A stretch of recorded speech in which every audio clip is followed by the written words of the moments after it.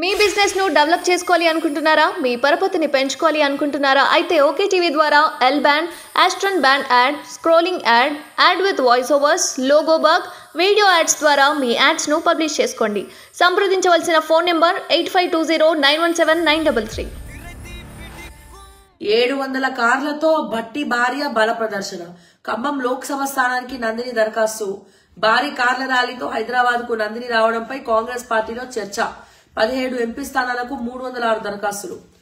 700 కార్లతో బట్టి భార్య బల ప్రదర్శన. మీరు చేయలేదా? మీరు చేయలేదా సార్? నేను అడుగుతున్నా, మీరు చేయలేదా బల ప్రదర్శన? నమస్తే తెలంగాణ ఏందండి ఊరికే నందిని గారు వెనకాల పడుతుంది? నాకు అర్థం కాదు. వేరే మ్యాటర్ లేదా మీకు? జీవో 46 ఓకే రద్దు చేయమని నిరుద్యోగులంతా రోడ్డుకెక్కిర్రు. దాని గురించి రాసినారా? బై ఇప్పుడు కూడా గట్లనే ఉన్నారు మీ నమస్తే తెలంగాణ. సార్ నేను కేసీఆర్ సార్ నేను చెప్తున్నా బాపు, ఇగో ఈ నమస్తే తెలంగాణ ఎడిటర్ ఎవరో సీఈఓ ఎవరో మార్చి పడేయండి. అసలు చక్కగా రాస్తలేడు వార్తలు. మంచి యంగ్ చార్మింగ్ వాళ్ళని పెట్టుకోండి. ఇట్లా చూసినామంటే ఇట్లా ఇట్లా కాల్చిన వాళ్ళంతా యాక్టివ్ ఉండాలి చూడు. ఈయన ఎవరో కానీ ఇష్యూస్ రాస్తలేరు. ఇప్పుడన్నా ఇష్యూస్ రాయాలి కదా మీరు. ఇప్పుడు ప్రతిపక్ష పేపరే కదా రాయాలి కదా, రాస్తలేరు. అగ్రికల్చర్ యూనివర్సిటీ హైకోర్టు వద్దని అంటున్నారు కదా, అది రాయొచ్చు కదా, రాస్తలేడు. 46 జీవో రాయొచ్చు కదా, రాస్తలేడు. ఈ బట్టి భార్య నందిని 700 కార్లు వస్తే నీకేంది, లేకపోతే 7000 కార్లు వస్తే నీకేంది? నువ్వు ఏమైనా పెట్రోల్ కొట్టిస్తున్నావా, డీజిల్ కొట్టిస్తున్నావా? ఆమె ఎంపీగా పోటీ చేస్తున్న అప్లికేషన్ నీకి వాళ్ళ వెనకాల వాళ్ళ అనుచరులంతా ర్యాలీగా పోయిండ్రు. నీకేం వస్తుందో నాకు అర్థమైతలేదు. మరి ఇక్కడ నుంచి ఎక్కడ మీరు బీఆర్ఎస్ పార్టీ ఏకంగా కొన్ని వేల కార్లతోటి మహారాష్ట్ర పోలే, ఉజ్జయిని అమ్మవారిని దర్శించుకోలే. మీ పార్టీ ఎమ్మెల్యేలు, ఎంపీలు, బీపీలు, పీపీలు, కార్యకర్తలు అందరు ఇట్లా కుయ్యి కుయ్యి కుయ్యి అని మా కేసీఆర్ బాపు బస్సు వేసుకొని పోతా ఉంటే వెనకాల మీరు అందరు పోలేదా? అవి ఎన్ని కార్లు? అరే ఇక్కడ నుంచి ఇక్కడ గాంధీ భవన్కి పోతే తప్పు వచ్చినది. అదే మీరేమో అంత దూరం పోవచ్చు, తెలంగాణ నుంచి మహారాష్ట్రకి కార్లు ర్యాలీలు వేసుకొని పోవచ్చు, వీళ్ళు మాత్రం పోవద్దు. ఇది ఎక్కడ న్యాయం సార్? నాకు అర్థం కాక అడుగుతా. మీకు ఒక న్యాయము, మిగతా వాళ్ళకు ఒక న్యాయమా? నాకు అర్థం కాదు. సో ఇటువంటి పరిస్థితి నేను ఎక్కడ చూడలే. మీరేమో వెళ్ళొచ్చు, వేరే వాళ్ళేమో వెళ్ళొచ్చు.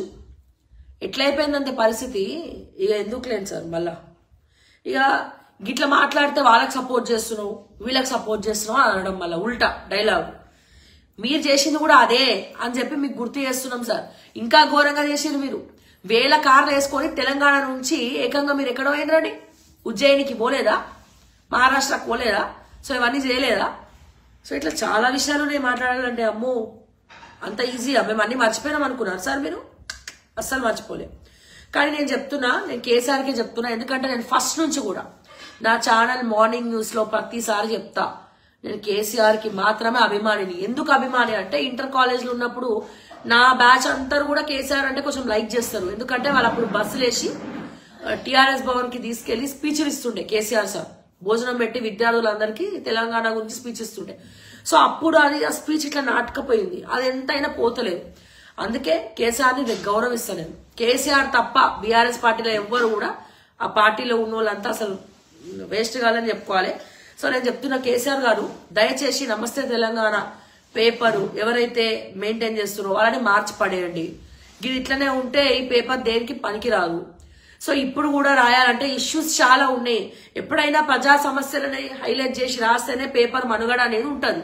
మీరు ఇక్కడ కూడా అన్ని మీకు అనుకూలంగా రాస్తే గనక దయచేసి బ్రష్ పట్టిపోతుంది. మీ మంచిగా చెప్తున్నా, మరొకసారి ఆలోచించండి అని చెప్పి నేను ఈ సందర్భంగా కేసీఆర్ గారికి నేను కోరుకుంటా ఉన్నా, చెప్తా ఉన్నా.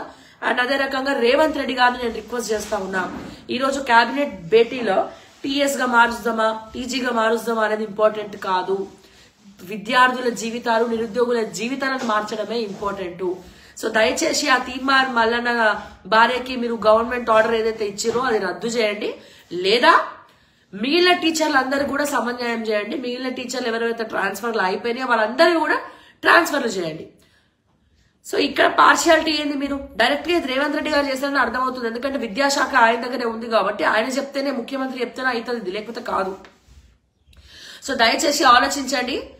మీరు నిరూపించుకోండి, కాంగ్రెస్ పార్టీ ప్రజాస్వామ్యము ప్రజలకు అనుకూలంగా పనిచేస్తుంది, ఇటువంటి మల్లన్న కోసమో ఇంకా ఎల్లన్న కోసమో పనిచేయదు అని చెప్పి ఆలోచించండి రేవంత్ రెడ్డి గారు. అండ్ అదే రకంగా కేబినెట్ లో ఈ 46 జీవో రద్దు చేయమని చెప్పి కొట్లాడుతూ ఉన్నారు సార్. ఒకసారి ఆలోచించండి. ముఖ్యమంత్రిగా మీరు పట్టించుకోకపోతే ఇంకెవరిని పట్టించుకుంటారు సార్? ఎవరి దగ్గర పోవాలి సార్ వాళ్ళు?